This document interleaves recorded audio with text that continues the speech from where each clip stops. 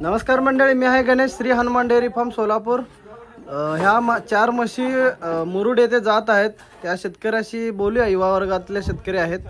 नमस्कार दादा। नमस्कार। कुठून आलात तुम्ही? वाटवडा मुरुड। वाटवडा मुरुड। किती म्हशी घेतल्यात तुम्ही आज? 4 म्हशी घेतल्यात। काय क्वालिटीच्या? पहिल्या दुसऱ्या वेताच्या? 2 पहिल्या वेताचे आहेत आणि 2 दुसऱ्या वेताच्या।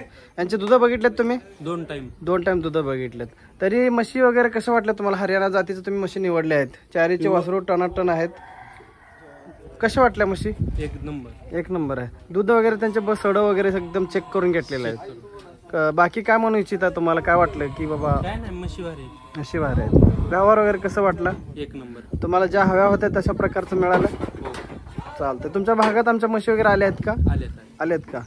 ते सगळं बघून तुम्ही आज इथं व्हिजिट करून म्हशी घेतलेल्या आहेत। बाकी काय सांगू इच्छित आहे की बाबा इतर मार्केटमधली म्हैस घेण्यापेक्षा मोरा म्हैस कशी राहील?